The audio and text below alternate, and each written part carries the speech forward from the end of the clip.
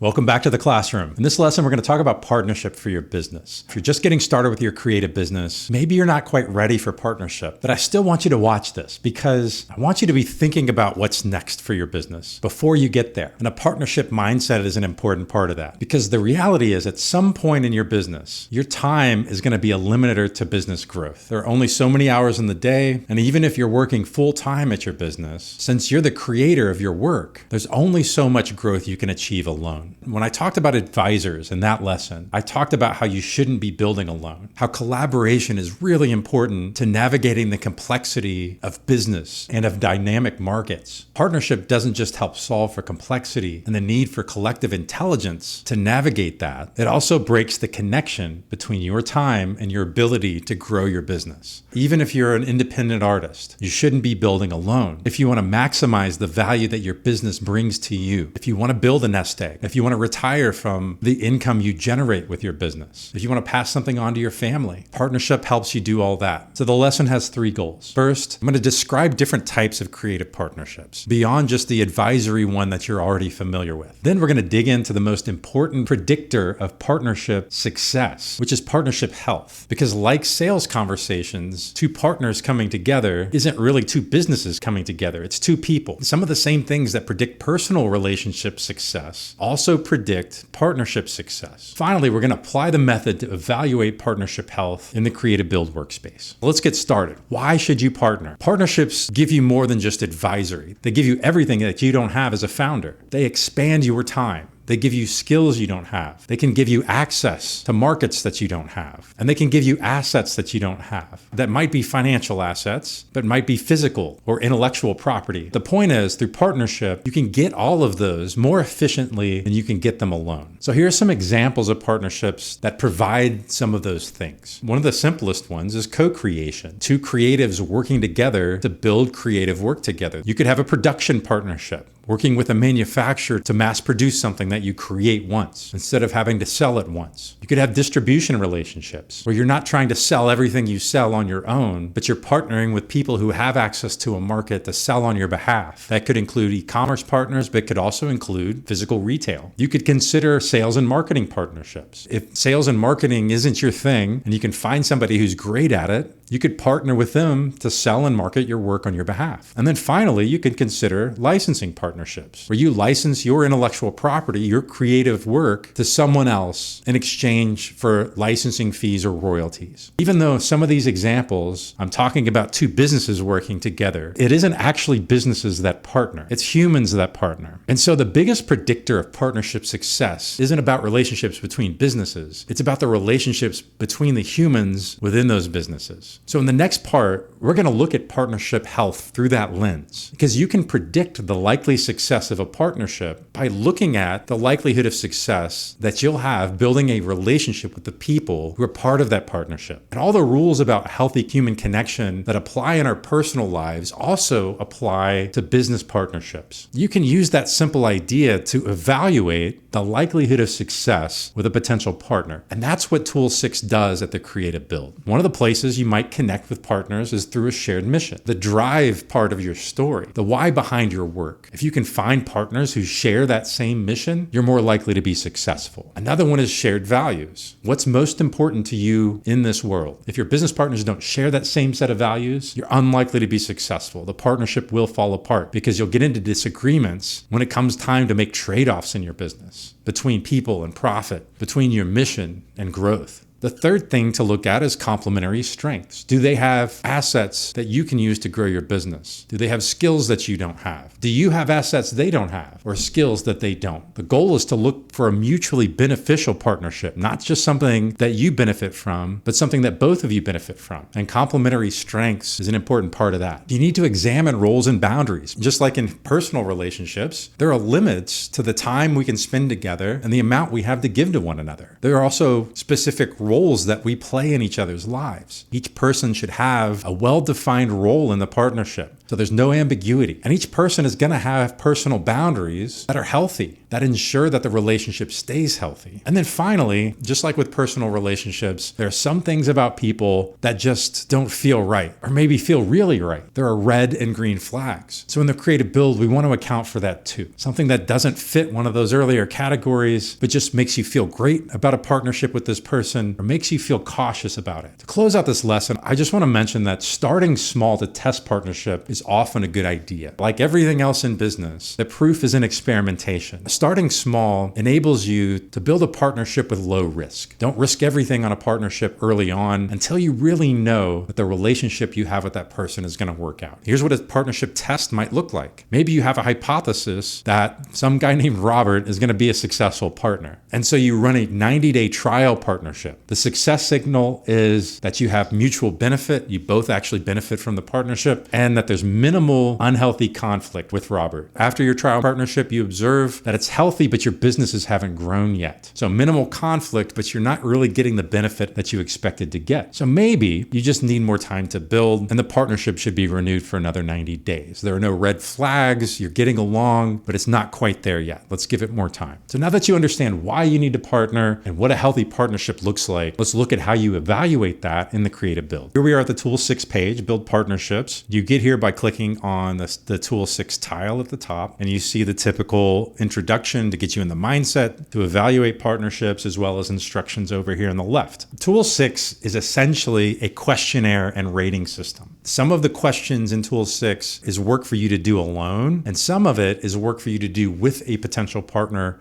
before you sign a contract or get into a relationship. So the first thing we're going to look at is mission. What's your mission and what's theirs? How aligned are you on a scale of 1 to 5? And you'll see this rating system repeated through all of the sections in Tool 6. The second section is about values. What matters most to them? How do they feel about the relationship between creativity and commercial success? What are their limits to commercial success? These are questions that you can ask your potential partners directly to understand how they manage values trade-off and what's really important to them. It's stronger than just asking them what's important to you. The next section is about strengths and weaknesses. Now, this is a section that you might start with on your own, but you need to talk to them as well to understand if they'd be a good partner for you. Then we have roles and boundaries. Now, this is a section that you definitely want to complete with the other person. And in this section, you can identify up to 5 work categories that define the work to be done within your partnership, and you can choose who's responsible, you, them, mixed, or to be determined. It's something that you've got to work out together in the future. There's some other questions here, digging a little bit more into the details of your work together, and then a rating at the bottom. And then the final section in the evaluation is the green and red flag section. Is there anything that didn't fit one of those earlier categories, either good or bad, that your gut is telling you need to capture here? You can put that in this section. Once you've evaluated a partner, you get to the decision section. And this is where you make a decision. You're going to see a summary of all your scores pop up here, up to 25. Your goal is to get that score as high as possible. My advice is to be looking for partnerships that have at least a score of 20 or more. Anything that's 15 or under is unlikely to be successful. And between 15 and 20, you're looking at a partnership that you might test and might see if it can become more over time, but you want to start with low risk because there's an opportunity for conflict that would be unhealthy. So you can add as many partner evaluations as you want to here. And then we come to the managed partnerships section, and this table should look familiar to you. Every potential partnership that you've evaluated shows up here with your health score, what your decision was, and you can view and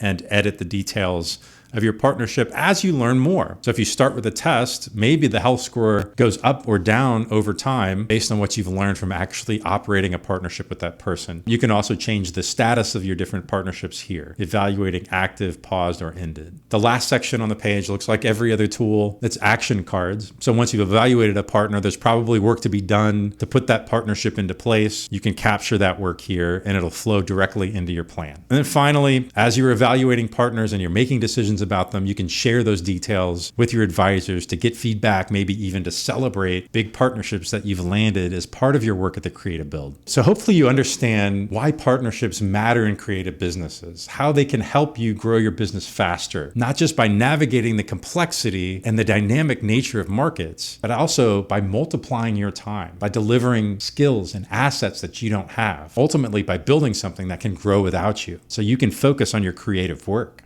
This is the last lesson in my classroom. And I want to point you back here to tool 7, which is about experimentation. Because if you've followed all the tools so far, you've probably built some new hypotheses about your business that are worth testing. So based on everything that you've learned, what are the most important experiments that you're going to build? The ones that push you forward the most to help you achieve the financial goals that you identified when this all started.